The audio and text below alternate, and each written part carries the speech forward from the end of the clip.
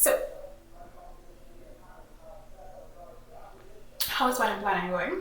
Please, allow me to show you something. Hey, welcome back to the Trini Will. It's Keisha, and today I'm back at it with the WineDown series. Now, the plan was for me to be doing this every month, like at least once a month, but that didn't go as planned. So the last time I really had the WineDown series was when I did the Prosecco with my sister in July, and that still wasn't really like a chit chat video. So hi. So if you're new, welcome to the Trini Will. If you're loyal, welcome back. So today I have the late harvest. Can you see? Is it too dark? Just focusing. I have the late harvest Moscato white wine. It's from Bodega Norton. In the WineDown series, I basically review different wines, let you know what I think about it, if you should try it, if it's worth a try, if it's not, and how different types of wines taste. Now, for beginners, Moscato is a very safe wine to go with. It is more on the sweet side, so persons tend to prefer it rather than drier wines such as port. I said I would try this brand because I never tried it before. So I'll just read about this wine. Mendoza at the foothills of the Andes Mountains range receives the warm rays of sunlight over 300 days a year. With our characteristic style, we achieve a crisp Moscato with the aromas of white peaches, roses, and tropical fruits. Ideal to enjoy as an aperitif or paired with light cheeses, fruits, and light desserts. Special for any time. So basically they're saying it's an anytime wine, and what is an aperitif? It's basically a drink you can have before or after a meal. So it's just like a light drink, like if you're having water, if you're having fruit punch, they're saying it's simple like that, so you can have it anytime. And the percentage of alcohol is 12.5%. So it's a nice wine, so let's try it. And what are we discussing today? The last time I really had the WineDown, I spoke about planning a wedding. So I'll be giving an update as to how this wedding planning is coming along. Is it even coming along? And some of the content ideas I have for December. I want to know your feedback. So yeah, let's get into the video. The glass I'll be using today is a glass I got from my boo. It came from, well, I got wine for my birthday with, what you call that thing? The edible arrangements. This wine is a quarter, and I usually find that cheaper wines have the quarter, or usually the wines from like Argentina and those sorts of regions. They want to see me pour it.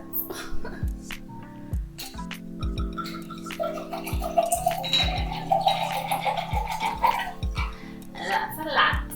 Cheers. No lies were told.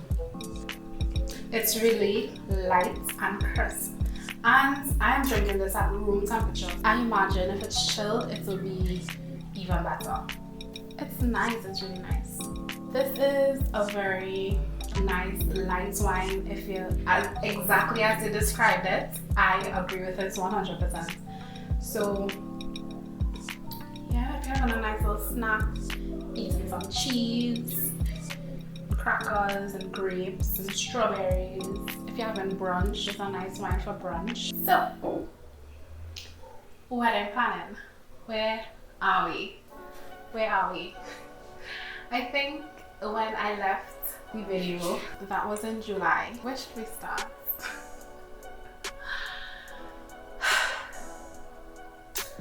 Okay. So, I don't think I mentioned it before, but Bay is not in the country. So that's part one. That is making that part of it difficult, because to have a wedding, you need to have two parties. Currently, we only have one. where we plan to get married, which is in Trinidad. And this will be like a little informational piece. If you got married already, you will know the process. Some people may know the process anyway, but anyway, I didn't know the process before. So you will always get persons, well, sometimes you hear the phrase using to post your bands, So basically what that is applying for a license to get married, and it's basically for anybody to say, hey, no, John is married and he does not have the legal rights to be married to anybody else, because marriage is basically a legal contract. So you're getting into a contract with someone, and before I can get in this contract with you, you need to know that you do not have any other commitments elsewhere. So that's basically, you go to the warden's office or the district revenue office. That is for Trinidad and Tobago, and it's the same process basically worldwide. Where you go, you state that I am planning to get married to this such and such person, stating that you're going to get married, and they post it up basically on a notice board. This person is going to get married. I think it's also posted in the newspapers, so I think they leave it up for 7 days. So if you know that John have a wife, you can go and say, it's basically, speak now or forever hold your peace, something like that. So yeah, so you need to apply as a citizen of Trinidad and Tobago to get married. So the both parties will have to do it at the office in their area. Both parties will have to do it in the office in their area physically, as I mentioned, but it's not in the country. So there is an exemption for citizens who are not residents in the country to have their partner apply for it on their behalf. However, for that, you need to have a statutory declaration done at a notary public at the country that you're currently resident in, based in Italy. So, more than likely, you'll have to find a notary public who does English, who would understand the format that we need to get it done in. Now, imagine having to find out this information in Trinidad and Tobago in the middle of a pandemic. I cannot tell you the amount of times I called the offices trying to get information. I even resorted to calling the Tobago office to get the information that I needed, because I'm like, I'm sure that they will answer the phone, and so said, so done, they answer the phone. Listen, finding out that information was a scene. So anyway, found out the information, got that information. Now, added to that, because of the pandemic, you have to make appointments to go into these offices. Now, and for this particular, it's called the President's Authority, right? So for this President's Authority, you have to go to the Port of Spain office, to the marriage clerk at the Port of Spain office. So when they had appointments available to the end of December. Guys, listen to me. I cannot deal with all this drama. So anyway, that's one part of it. The next part of it, let me take a sip. So to have a wedding, he needs to be here. However, the borders are basically closed. So with the borders being closed, he can't come in. And it's not like if he is returning to come back home, he was stranded abroad. Like, no, if he comes in, it's to go back out. And the region that he is in would be considered a high-risk region or country because he is in Italy. So that posed another issue. So basically, since July, we were waiting to see what the Honorable Prime Minister had to say about the reopening of borders or how that process would be done. So we still kind of try to take that into consideration. Another thing that we have to take into consideration is the exemptions or let's call it restrictions. The restrictions different countries have for different countries. So for example, Italy being a high-risk country, there are certain countries that would not allow persons who have traveled from Italy within 7 days to pass through their airports, even if it's like a connected flight. And 18 to 19 hours is the shortest amount of time you can get to Italy from Trinidad. And 18 to 19 hours is the shortest amount of time that you have.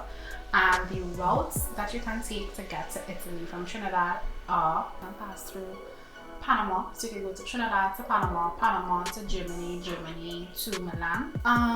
You can pass through Canada. You can go Trinidad to Canada, Canada to Milan.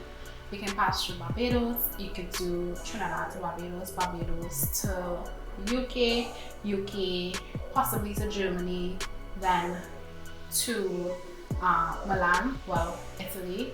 I think sometimes you can get a direct flight from the UK to Milan, or you can pass through the US. You could do Trinidad to Miami. I think it's to Houston to Milan, or you can pass through New Jersey. Yeah. So basically to say that there are no direct flights to Italy. Now, for example, so Panama is off the list because Italy is not accepting anyone who came from Panama within the last 7 days to enter the borders. So that's a route that's off the list. The US, I didn't really check their restrictions, I need to double check that. But basically, yes. So even with the borders being open, because of the different routes that you have to take, we also have to take that into consideration. Would he be able to get through specific borders to get to Trinidad, right?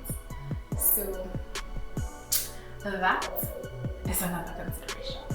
So how's wedding planning going? Nowhere. That is basically my update on wedding planning.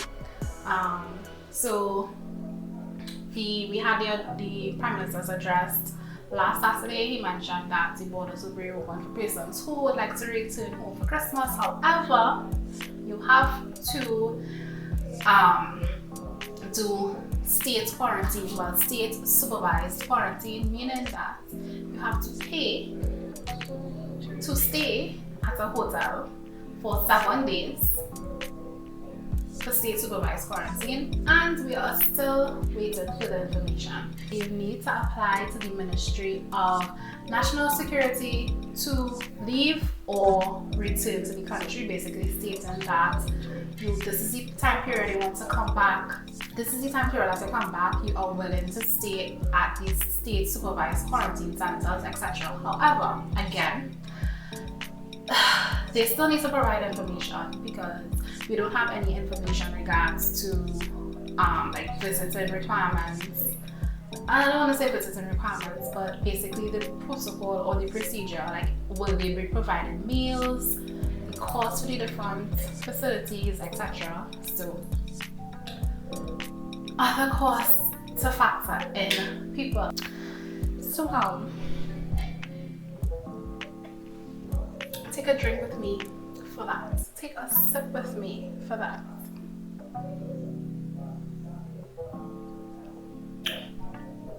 So that's where wedding planning is going. But we keep it in prayer. What is to be will be. But just know, I haven't seen Faye since January the 15th, 2020. So let me tell you, the best thing I did for this year was to use up my vacation days in January. Like, it's That's the best thing I ever did. Yeah, that's the best thing I ever did for the last 2 years because that's a decision made in 2019. So that was the best decision I made to use up those days because I was considering splitting the days so I could have visited him for his birthday in April. Failure. So we thank God for small blessings like that in 2020. So yes, guys, that was my wedding update. So that is basically where I am. Well, personally, quarantine, I was not good to myself and I put on some weight that I lost and I need to lose again. Given everything, I have not yet purchased a wedding dress. I'm looking at some, I'm studying if I want to spend that kind of money on a wedding dress in the first place, given the circumstances. I'm not doing it. So yeah, let's end that. That is basically the wedding update, guys. So keep us in your prayers. Let's bow our heads and pray, and we pray that the Honorable Stuart Young would let be into the country for Christmas so we can get this marriage done. Amen. Everybody said amen? Yes. Keep us in your prayers. So yeah, other than that, let's talk about December. December. I'm considering doing Vlogmas. Anybody interested in seeing me do a Vlogmas? If I do a Vlogmas, tell me what type of content would you be interested in seeing? Because I do have a job, a 9 to 5, a 8 to 4, and I wouldn't really be vlogging that. So I don't think it will have much like vlogging per se. So if there's anything in particular you're interested in, comment below, tell me what you want to see for Vlogmas. And as we're here with wine, let us celebrate, guys. I have just over 200 subscribers. Thank you guys, thank you. Thank you.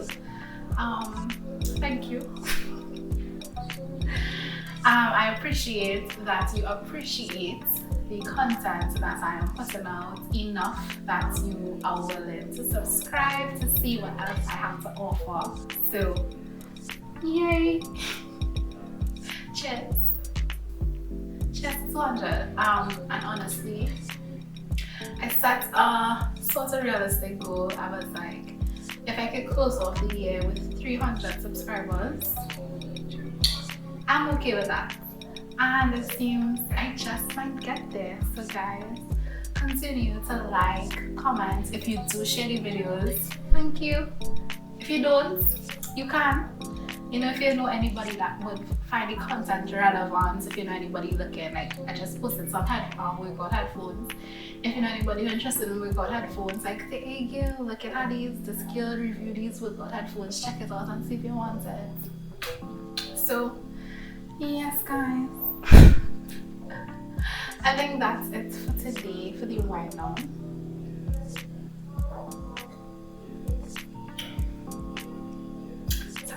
Tell me what wine I like. This was a really basic wine I tried here, and it's nice. It's really a nice wine. And well, I mentioned it before, Moscato is a nice wine. It's a very safe wine. If you don't know what to get, you can get Moscato, you can get Rosé. Those are safe zone wines and they are at the affordable price range. So yes. Oh, I actually saw Chit came up with some new, they bringing the barefoot wines and they have some new fruit blend or something. I might just try those. So interested. Let me know, guys. Don't forget to like, comment, and subscribe. And if you like my background, it's wallpaper. But it's not the usual wallpaper. It's like a stick and peel wallpaper. So it's like kind of like contact paper. but the material is a lot more durable.